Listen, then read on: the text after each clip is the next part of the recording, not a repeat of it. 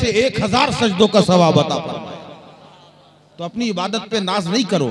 अल्लाह तो रहीम है, करीम है। अब रहीमी करीमी की बात आ गई तो एक बात और बता, इतना रहीम और करीम है अल्लाह ताला। एक मर्तबा अल्लाह के नबी सल्लल्लाहु अलैहि वसल्लम तवाफ़े खाना काबा कर रहे थे, खाना काबा का तवाफ कर रहे थे। हमारी बात समझ में आ रही है? हम वो वाली तकरीर नहीं कर रहे हैं वो जो चौवे और छक्के वाली। इस टाइम हम खाली दिमाग के अंदर उतारने वाली बात कर रहे हैं। क्या बता रहे थे? हाँ, अल्लाह के नबी सल्लल्लाहु अलैहि वसल्लम खाना काबा का तवाफ कर रहे थे। आगे आगे एक शख्स चल रहा था और वो तवाफ़े खाना काबा के दौरान पढ़ रहा था, या करीमो या रहीम, या करीमो या रहीम। मेरे ख्याल में यहाँ हाजी साहिबान कुछ होंगे, इनसे पूछिए, ये नहीं पढ़ा जाता, बल्कि अल्लाह की तस्बीह बयान की जाती है, लब्बैक अल्लाहुम्मा लब्बैक, लब्बैक ला शरीका लक लब्बैक, ये पूरा पढ़ा जाता है। तो बजाय ये पढ़ने के वो पढ़ रहे थे या करीम या रहीम, या करीम या रहीम। एक बार दो बार अल्लाह के नबी सल्लल्लाहु अलैहि वसल्लम ने जैसे ही उनकी जबान से सुना कि ये या करीम या रहीम पढ़ रहे हैं, तो सरकार ने भी तेज आवाज में या करीम या रहीम पढ़ना शुरू कर दिया। सब लोग सरकार को देख के पढ़ा करते थे और सरकार उसकी आवाज सुनकर या करीमो या रहीम, या करीमो या रहीम पढ़ने लगे। कुछ दूर चला, उसके बाद बड़े गौर से घूर के उसने देखा सरकार की तरफ, देखा एक नजर, फिर उसके बाद चल दिया या करीम या रहीम, या करीम या रहीम। सरकार भी वैसी पढ़ रहे, या करीम या रहीम, या करीम या रहीम। फिर उसे गुस्सा आया, फिर उसने पलट के देखा घूर के कि मेरी नकल उतार रहा है, कौन है ये? कहा कुछ नहीं, खाली घूर के देखा।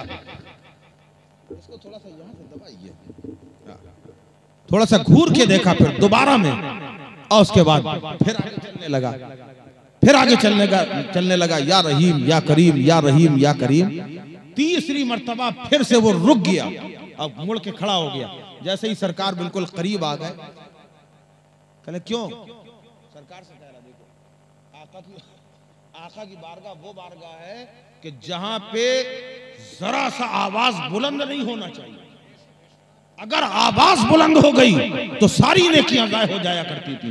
सैयदना फारूक आजम रज़ी अल्लाह तआला अन्हु जब आते थे हुजूर की बारगाह में, मुंह में रेत भर के आते थे। रेत को बालू कहते हैं, बालू रेत भर लेते थे, इतना भर लेते पूरा मुंह फूल जाता था। किस लिए? क्योंकि उनकी आवाज बुलंद थी। सरकार के सामने कोई बात ऐसी न निकल आए जो मेरी आवाज बुलंद हो जाए, मेरी नेकियां न जाए। और यही हाल अपने मुर्शिद के सामने भी करना चाहिए कि मुर्शिद के सामने भी, अपने पीर के सामने भी आवाज बुलंद न होने पाए। बहरहाल सामने आके खड़ा हो गया, कहने लगा क्यों? मेरी नकल कर रहे थे? तो अल्लाह के नबी सल्लल्लाहु अलैहि वसल्लम मुस्कुरा दिए। सरकार जब मुस्कुरा दे, अंधेरे में सहर हो जाती है। सरकार ने फरमाया कि ये बताओ तुम्हें क्या तकलीफ है? कहने लगे अगर तुम्हारा चेहरा इतना हसीनो जमील ना होता, अगर इतने खूबसूरत ना होते तुम, तो मैं तुम्हारी शिकायत अपने आका से कर देता। तो अल्लाह के नबी सल्लल्लाहु अलैहि वसल्लम ने पूछा तुम्हारा आका कौन है? का मेरे आका मोहम्मदुर रसूलुल्लाह है। सुभान अल्लाह। कहने लगे मेरे आका मोहम्मद सल्लल्लाहु अलैहि वसल्लम है। तो मेरे सरकार ने पूछा तुम उनसे मिले हो? का नहीं, वो किसी सहाबी के हाथ पे हल्का बगोशे इस्लाम हुए थे, मुसलमान हुए थे, नबी को देखा नहीं था। सरकार ने कहा उनसे मिले हो? का नहीं। मेरे नबी ने फरमाया मैं ही तो मोहम्मद हूँ सल्लल्लाहु अलैहि वसल्लम। जैसे ही इतना कहा तो नबी के कदम पकड़ लिए, या रसूल अल्लाह गुलाम हूँ, खता को माफ कर दीजिएगा, मुझसे गलती हो गई। नबी फरमाते हैं अच्छा ठीक है उठो, ये बताओ तुम या रहीम हो या करीम हो क्यों पढ़ रहे थे? कहने लगे या रसूल अल्लाह ना मैं अमल बिल्कुल खाली है, न नमाजें हैं, न रोजा है, न हज है, न ज़कात है, कोई अमल हमारे पास नहीं है। डरता हूँ कि अल्लाह के सामने जब जाऊंगा मैं क्या अल्लाह की बारगाह में पेश करूंगा, मेरे पास तो कोई अमल नहीं है, बस अल्लाह ताला बख्शिश कर दे, बख्शिश फरमा दे। तो बस इसी वजह से मैं या रहीम या करीम पढ़ रहा था। अभी ये बात हो ही रही थी कि जिब्रील अमी अलैहिस्सलातु वस्सलाम हाजिर हो गए। कहने लगे या रसूल अल्लाह, अपने इस गुलाम को मुज़्दा सुना दीजिए, खुशखबरी दे दीजिए कि अल्लाह ताला बस थोड़ा सा हिसाब लेगा, उसके बाद इसे बख्श दे।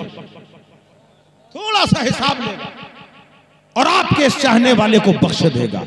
नबी खुश हो गए, आंखों में मसरत की लहरें दौड़ गई। मेरे नबी ने फरमाया परेशान ना हो, रंजीदा ना हो, अल्लाह बहुत मेहरबान है। अल्लाह फरमाता है कि तुम्हारा थोड़ा सा हिसाब लिया जाएगा और तुम्हें बख्श दिया जाएगा। जब इतना कहा तो वो कहने लगा अल्लाह मेरा हिसाब लेगा? का मेरा हिसाब कौन लेगा? नबी ने फरमाया अल्लाह लेगा हिसाब। का मेरा हिसाब अल्लाह लेगा? अगर अल्लाह मेरा हिसाब लेगा तो मैं भी अल्लाह का हिसाब लूंगा। अब जितने लोग वहां थे सबके तेवर बदल गए। ये क्या मांग रहा है, कैसी बात कर रहा है? नबी ने फरमाया तुम अल्लाह का क्या हिसाब लोगे? कहने लगे या रसूल अल्लाह, अल्लाह हमारा क्या हिसाब लेगा? हम तो इतने छोटे से, हमारी कोई औकात ही नहीं, अल्लाह हमारा क्या हिसाब लेगा? नबी फरमाते हैं बस यही हिसाब लेगा, तुम्हारे गुनाह कितने हैं। कहने लगा अगर अल्लाह ये देखेगा, ये हिसाब लेगा कि मेरे गुनाह कितने हैं, तो मैं अल्लाह का हिसाब लूंगा, अल्लाह तेरी रहमत कितनी है।